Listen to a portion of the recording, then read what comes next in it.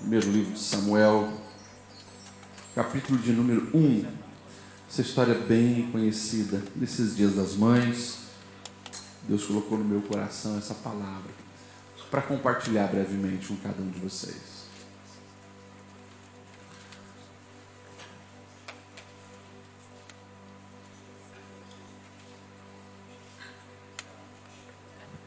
Que Deus continue abençoando você, mamãe.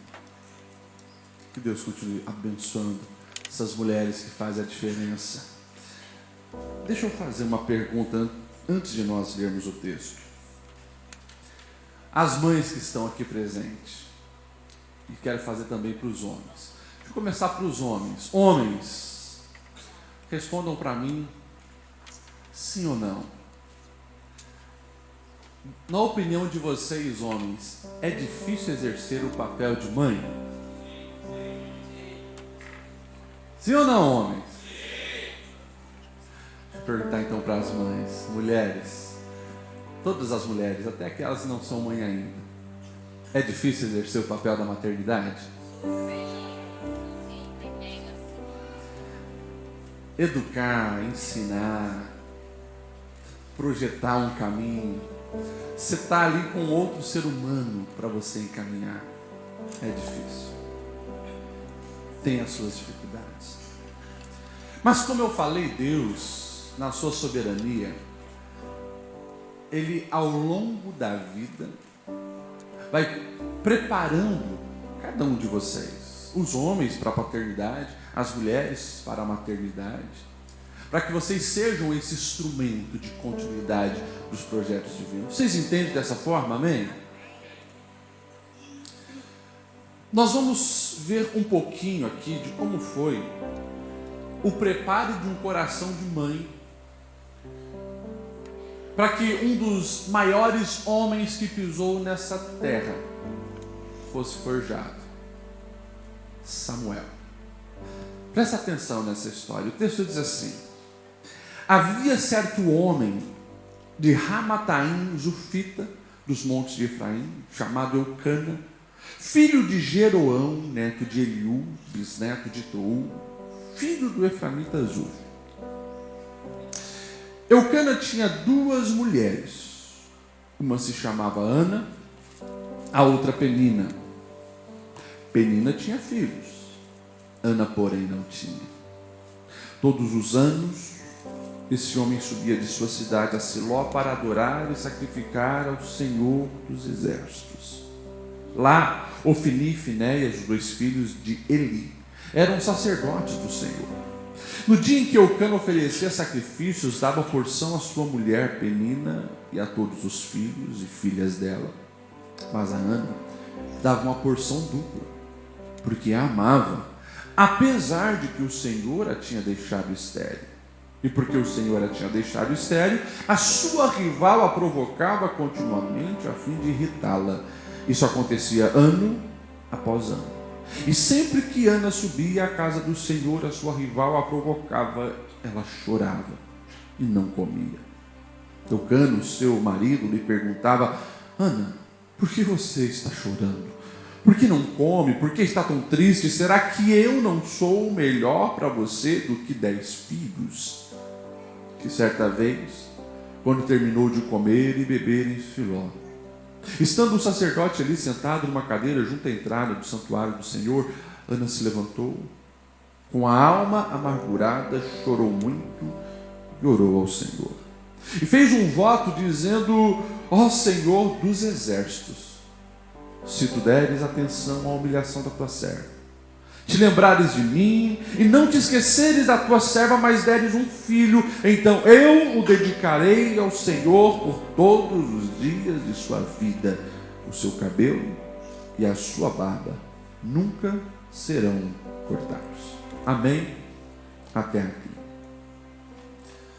Aqui você encontra um breve resumo de como acontece a preparação de um coração para a maternidade. A forja de uma vida para que seja um instrumento poderoso nas mãos do Senhor. É claro que nós falamos de mais de 3.000 anos atrás, num contexto totalmente diferente da nossa realidade ocidental aqui no Brasil. E nas culturas da época, havia uma permissão social, nunca foi o projeto de Deus, a permissão social, de que quando um homem casava com uma mulher e ela não lhe pudesse dar filhos, havia esse consenso social, que ele poderia então se casar com uma segunda mulher, para que ela então lhe desse filhos. A história está acontecendo com Ana. Imagine uma jovem sonhadora, que se casa, se entrega, mas os anos se passam e ela não consegue gerar filhos. A dor, a frustração, a amargura na alma assola essa mulher. E se não bastasse essa tristeza, você imagine, de repente ela tem dentro da própria casa uma concorrente. Eu não sei se você já teve essa sensação de você nutrir um sonho, alimentar uma expectativa e não dá certo. O tempo se passa e não chega aquilo que você esperou, e pior, outros que começaram a sonhar bem depois de você. Parece que tem os sonhos realizados. Era o que Ana sentia. O texto vai dizer que a Penina, que veio depois, deu filhos e filhas a Eucana. E a gente então, olhando para essa realidade, quem sabe a gente pensa, ela vai desistir. Ela vai largar mão do sonho. Ela vai abrir mão daquilo que a alma dela nutriu de expectativa. E o texto diz que não. Ana continua perseverante nesse propósito. E aqui já fica uma grande lição para cada um de nós, todos nós, homens e mulheres, mas principalmente para você, mulher, e para você, mãe ou que sonha em ser mãe. Muitas vezes você não vai entender o que está acontecendo. Muitas vezes as expectativas serão frustradas, mas entenda, ainda não é o ponto final. Não tire conclusões precipitadas de momentos. Deus é o Deus que tem um projeto maior e Ele enxerga todas as coisas. Talvez hoje você ainda não está conseguindo compreender a realidade da situação que você vive de acordo com os sonhos que você nutriu na sua alma. Mas a palavra do Senhor para você é uma só. Não desanima. Continua, mesmo se você não está entendendo. Você pode falar isso para quem está do seu lado? Pega na mão dessa pessoa e diz, continua, mesmo quando você não está entendendo. Pastor, mas está difícil. Calma. Ainda não é o fim dessa história. O texto vai dizer que se não bastasse a Penina estar ali naquela casa e ter filhos, a Penina tinha um coração maligno. E a Bíblia vai dizer que se não bastasse já o fato da esterilidade estar sobre Ana, o texto diz que a Penina ressaltava esse fator. E o tempo inteiro ria, zombava, ridicularizava ela. E a gente pode pensar, então agora, se já está nesse nível de exposição, nível desse de humilhação, a Ana vai desistir.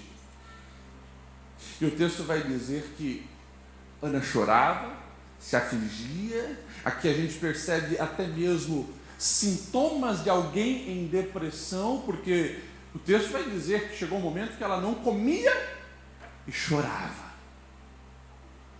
Mas mesmo assim, ela permanece crendo que em Deus havia uma solução para os seus sonhos se tornarem realidade. Tem uma maneira de ler esse texto que pode ser superficial. Quer a gente resumir dizendo, olha, a Ana era estéril e Deus foi lá e realizou um grande milagre. Mas existe uma maneira um pouco mais detalhada e profunda para nós observarmos esse texto. Porque se você observa o verso 6, fica claro que a esterilidade de Ana não era acaso. Choca, isso choca. Nós temos uma mulher sofrendo, uma mulher sendo humilhada, e de repente o texto vai dizer assim, e porque o Senhor a tinha deixado estéril. Opa, espera aí. Como assim? Deus sabia? Deus conhecia os detalhes dessa história? Deus não está vendo o sofrimento? Deus permitiu que isso acontecesse. É a forja de um coração na terra. A humilhação estava sendo grande, pastor, e Deus sabia? Sim, Deus sabia. A vergonha era absurda. Deus estava ali, vendo, observando, acompanhando tudo. E como que você explica isso, pastor Lediel? Eu só sei de uma coisa que a Bíblia vai nos mostrar. Se a humilhação é grande, é porque a honra também vai ser grande. Se a tempestade é grande, é porque também grande vai ser a bonança. A única explicação que eu entendo é Deus permitindo que as adversidades chegam para que a lapidação seja completa. Ei, escute o que eu vou te dizer baseado na palavra, e em todas as histórias nós encontramos isso. Quando é grande as adversidades, você pode ter certeza também que é proporcional à grandeza do projeto. Eu vou repetir isso para você não esquecer. Porque nos momentos de dor, de aflição, quando você não entende, quando você talvez está sendo humilhado, quando as adversidades chegam intensamente na sua porta, você pode ter uma certeza: grande também é o projeto que Deus tem sobre a sua vida. O que você precisa fazer? Você precisa crer nisso, perseverar no meio da dor, chorar para Deus, mas se abra também para receber algo grandioso que os céus têm sobre a sua vida. Ela segue. Ela segue mesmo quando ela não entende. Ela segue mesmo quando ela é humilhada. E o texto vai dizer que essa família piedosa que ano a ano subia até Siló para orar e buscar o Senhor, o texto também vai mostrar que essa mulher, ela não é compreendida pelos outros. Vimos que na casa dela tem uma penina, mesmo sendo mulher, não compreende a aflição e a humilha. O marido também não compreendia a dimensão do vazio do coração de Ana. Porque o marido olha para ela e diz assim: mas mulher, por que você não come? Por que você só chora? Eu não sou melhor para você do que 10 filhos. Mas o problema dela não é o marido é uma bênção. O marido a presenteava, o marido a bajulava, mas Ana, ela tem um sonho. Ela quer um filho. Ela quer ser mãe. Tem algo dentro dela que lateja por isso, e ela se derrama na presença de Deus, querendo isso. E certo dia, ela está então em Siló orando, a alma dela tão angustiada que o texto vai dizer assim, que ela balbuciava, mas ela já não tinha força para falar em palavras, e ela balbuciava, e de longe o sacerdote também não a compreende. Ele olha aquela mulher balbuciando, ele tenta ouvir a oração, mas não consegue. Ele imagina que ela está bêbada. Ele vai conversar com ela, e ele já chega dando uma bronca. Até quando você continuará embriagada, mulher? Abandone o vinho. Imagina, você está naquele nível de angústia e dor. Qual resposta você daria? A resposta dela mostra um respeito muito grande pela figura sacerdotal. Ela diz assim: meu Senhor, não se trata disso. Eu sou uma mulher muito angustiada. Eu não bebi vinho e nem outra bebida fermentada, mas eu estava, presta atenção nessa resposta, eu estava derramando a minha alma na presença do Senhor. Aqui é onde as mudanças acontecem, mulheres, mães. Não é derramar a sua alma nas redes sociais. Não é derramar a sua alma para a vizinha fofoqueira.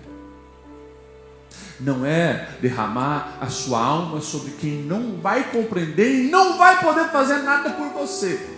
Derrame a sua alma para o seu Deus. Ele entendeu. E ela pediu, portanto, não julgue a sua serva. Eu estou orando até agora por causa da minha tristeza e da minha angústia. Mesmo quando o marido não compreendeu, Penina não compreendeu e o sacerdote não compreendeu, a Ana seguiu, clamando, orando, derramando a sua alma na presença de Deus. Isso me faz entender que nós, muitas vezes, não seremos compreendidos. Presta atenção no que eu estou te dizendo. A tua dor, quem sente do jeito que ela chegou até você, é você. Alguém pode ter passado por algo similar e supor mais ou menos o que você está sentindo, mas a tua dor é tua. Você e Deus sabem o nível dessa dor. Portanto, por que eu estou dizendo isso? Portanto, quando alguém talvez chegar para você e desprezar a dor que você está sentindo, minimizar a dor que você está sentindo, você não pode se perder com a incompreensão dos outros. Mas você precisa entender que até mesmo em meio à dor, Deus está a trabalhar em você, para depois também trabalhar através de você. E o texto então vai dizer que naquele ano ela faz uma oração diferenciada diante do Senhor. O verso 11 vai dizer assim: e Ana fez um voto, dizendo: ó Senhor dos exércitos, se deres atenção à humilhação da tua serva, te lembrares de mim, e não te esqueceres da tua serva, mas deres um filho, então eu o dedicarei ao Senhor por todos os dias da sua vida. O seu cabelo e a sua barba não serão cortados. Presta atenção, porque a palavra está aqui nos dando uma chave que muitas pessoas às vezes não compreendem. Ana, ela persevera. Ana ora. Mesmo na humilhação, ela clama, ela busca, ela intercede.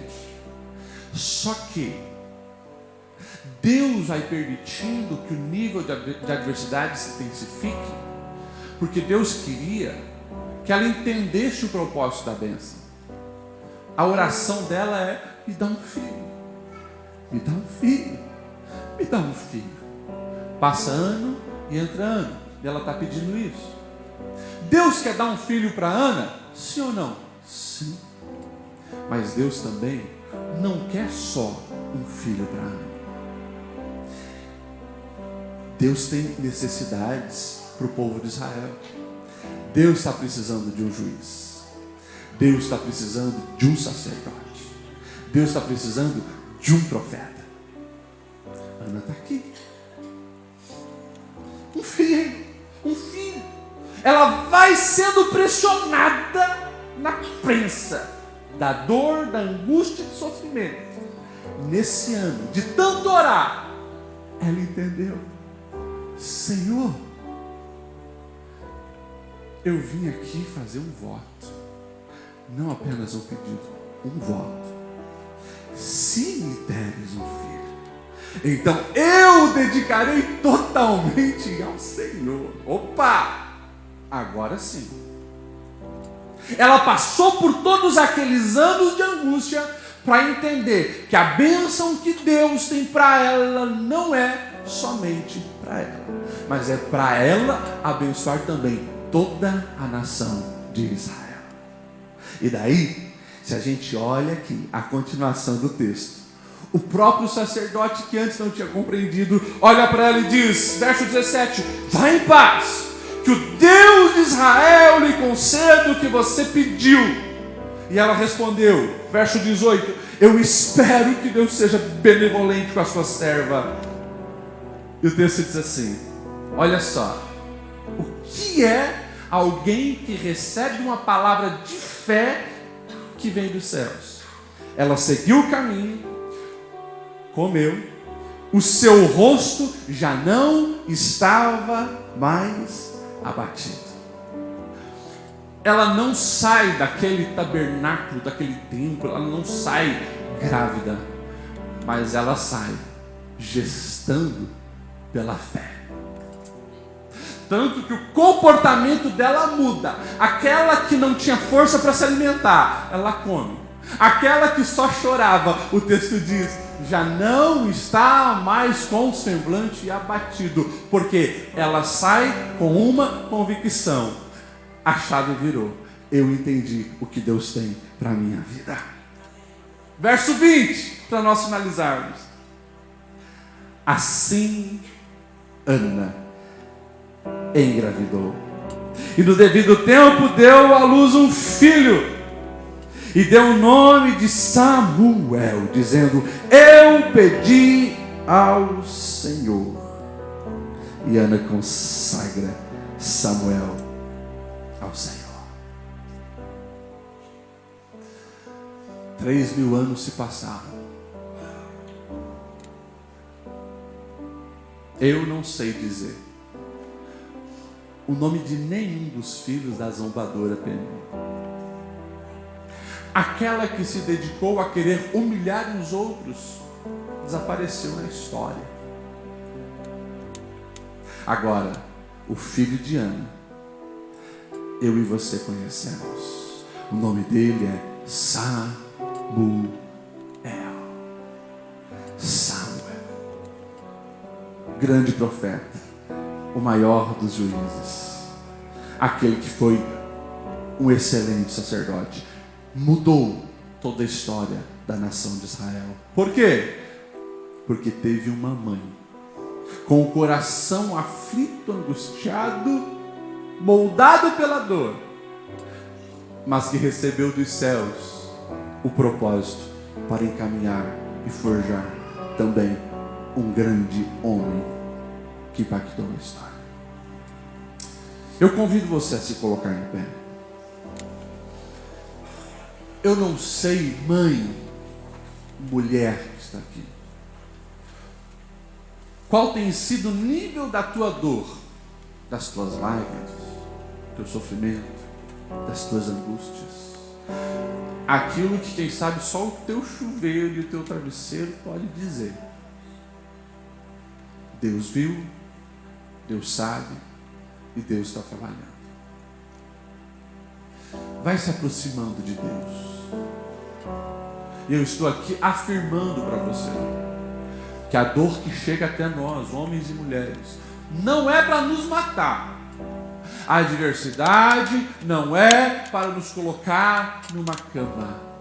É o Senhor dizendo: se aproxima de mim, você vai entender a visão. Se aproxime de mim, você vai entender os meus propósitos. Se aproxime de mim, porque o que eu tenho para você é mais do que você mesmo está enxergando.